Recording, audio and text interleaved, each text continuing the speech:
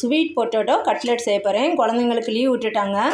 Sweet potato சாப்பிட மாட்டேங்கிறாங்க. ஆனால் அது எவ்வளோ நல்லதுன்னு நம்மளுக்கு மட்டும்தான் தெரியும். இது நல்லா நம்ம இட்லி பாத்திரத்திலே வச்சு வேக வச்சுருங்க.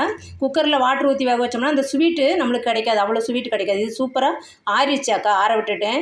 இங்கே பாருங்கள், நல்லா வெந்துருச்சு பாருங்கள். ஆனால் நல்ல ஸ்வீட் அப்படியே இருக்கும். அந்த வாட்டரில் தண்ணி ஊற்றி குக்கரில் வேக வச்சிங்கன்னா இவ்வளோ ஸ்வீட் நம்மளுக்கு கிடைக்காது. இது 4 பீஸ் அக்கா வச்சுருக்கிறேன். 1/2 kg பெரிய கிழங்கு 4 பீஸ் நல்லா வேக வச்சு எடுத்துக்கிட்டேன். எப்படி செய்வோம் வாங்க. இப்போ ஃபஸ்ட்டு என்ன பண்ணலான்னா, அக்கா ஒரு 3/4 கப்பு எடுத்துருக்கிறேன். இந்த கார்ன்ஃப்ளாக்ஸ் நம்ம பொரிப்போம்ல, அந்த கார்ன்ஃப்ளாக்ஸு இதை வந்து நம்ம நல்லா தூள் பண்ணி வச்சுக்கலாம். நம்ம கிறிஸ்பியாக வர்றதுக்கு, கட்லெட்டு கிறிஸ்பியாக வர்றதுக்கு நல்லா இதை ஃபஸ்ட்டு தூள் பண்ணிட்டு வந்தேன். அவ்வளோதான் அக்கா, தூள் பண்ணிட்டு வந்துட்டு இந்த அளவு தூள் பண்ணி வச்சுக்கோங்க. இப்போ நம்ம கட்லெட் செய்ய ஆரம்பிப்போம்.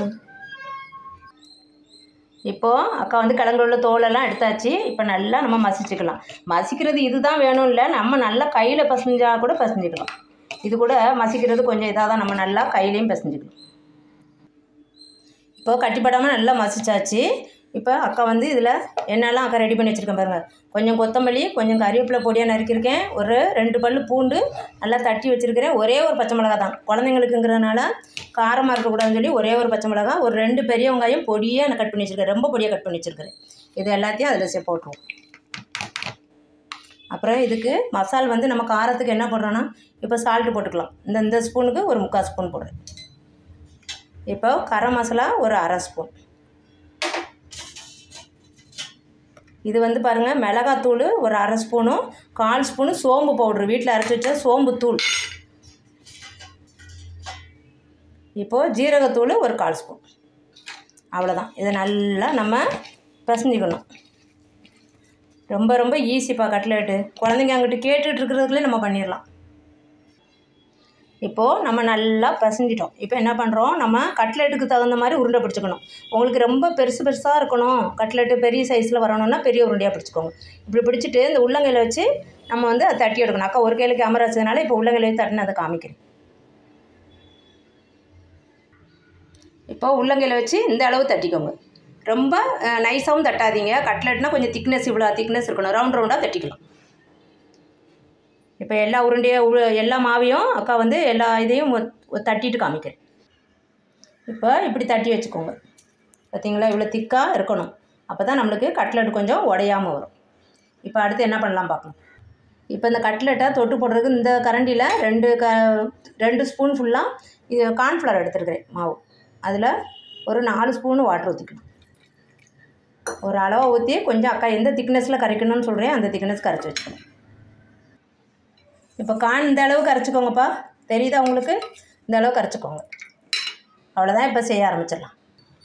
இப்போது அக்கா நான் தோசைக்கல்லை தான் காய வச்சுருக்கேன். அதில் பாருங்கள், ஒரு குழிக்கரண்டிக்கு மேலேயே 2 குழிக்கரண்டி இருக்கும், எண்ணெய் ஊற்றிருக்கிறேன்.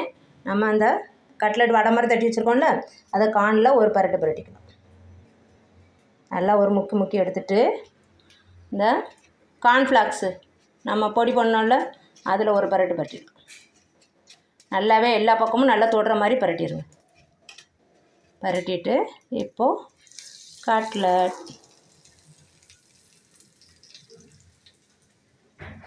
ரொம்ப ரொம்ப சூப்பராக டேஸ்டியாக இருக்கும். நீங்கள் கார்ன்ஃப்ளவருக்கு பதிலாக நீங்கள் வந்து எக்கு பண்ணாலும் பண்ணிக்கலாம்.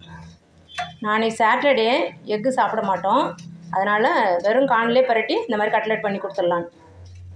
எக்கு பண்ணால் ஒரு சில குழந்தைங்களுக்கு எக்கு பண்ணி கொடுப்பேன், ஆனால் வீடு ஃபுல்லாக ஸ்மெல் வருது. அது விரதம் இருந்து பிரயோஜனம் இல்லை. எல்லாத்தையும் போட்டுறேன். அவ்வளோதான். எல்லா கட்லெட்டும் நல்லா கார்ன்ஃப்ளவர்லேயே முக்கிட்டு, கார்ன்ஃப்ளவர் மாவுலேயும் முக்கிட்டு, கார்ன்ஃப்ளவர் தூள் பண்ணி வச்சுருந்தோம் ப்ரெட்டு தூளுக்கு பதிலாக. இது ரொம்ப ரொம்ப ரொம்ப மொறுன்னு கிறிஸ்பியாக இருக்கும். அதனால் நீங்கள் ப்ரெட்டு தூள் போடணுன்னாலும் போட்டுக்கலாம், ரஸ்க்கு தூளும் போட்டுக்கலாம். எக்கு இது பண்ணிவிட்டு எக்கில் பரட்டிட்டு கார்ன்ஃப்ளவருக்கு மாவுக்கு பதிலாக எக்கில் பரட்டிட்டு வச்சாலும் இதில் பரட்டினாலும் நல்லா தான் இருக்கும். கொஞ்சம் வேகட்டும். நல்லா கொஞ்சம் ஆயில் ஊற்றி அப்படியே பரட்டி விடுங்க. இப்போ அக்கா ஒரு ட்ரிப்பு பரட்டி விட்டுருக்குறேன்.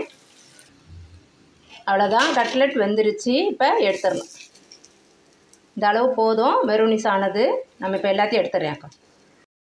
அவ்வளோதான். ரொம்ப ஹெல்த்தியான சக்கரவள்ளி கிழங்கு ஸ்வீட் பொட்டேட்டோ சாப்பிடாத குழந்தைங்களுக்கு இந்த மாதிரி கட்லெட் செஞ்சு கொடுங்க. இது வந்து டொமேட்டோ சாஸு அக்கா வீட்டிலே செஞ்சது. அது எவ்வளோ வேணால் வச்சு கொடுக்கலாம். நம்ம இந்த மாதிரி கொடுத்து இதில் சூடாக இருக்குது, தொட முடியல அக்கா, உடனே காமிச்சிடுறேன். ரொம்ப ரொம்ப மொறுன்னு டேஸ்டியாக இருக்கும். மொறுன்னு இருக்கும்பா. இந்த மெத்தடில் செஞ்சு பாருங்கள். அப்படி இல்லைன்னா நீங்கள் வந்து நம்ம எக்கு அடித்து வச்சுட்டு எக்கு நல்லா கலக்கி வச்சுட்டு அதுலேயும் முக்கி போடலாம். கார்ன்ஃப்ளவர் மாவு இல்லாமல் எக்குலேயும் தொட்டு போடலாம். நான் இன்றைக்கி எக்கு சேர்க்கல, அவ்வளோதான். ரொம்ப டேஸ்டியாக இருக்கும். இந்த மாதிரி செஞ்சு பாருங்கள். சக்கரவள்ளி கிழங்குல நம்ம இது வந்து பொட்டேட்டோ மாதிரியே தான் இருக்கும். காரம்லாம் நம்ம போடுறதுனால சக்கரவள்ளி கிழங்கு குழந்தைங்களுக்கு ஸ்வீட் பொட்டேட்டோ கண்டுபிடிக்க முடியாது. அதனால் ஸ்வீட் பொட்டேட்டோ சாப்பிடாத குழந்தைங்களுக்கு இந்த மாதிரி செஞ்சு கொடுத்துருங்க. இந்த லீவு டேஸில் இது ஒரு நாள் ட்ரை பண்ணுங்கள். தேங்க்யூ.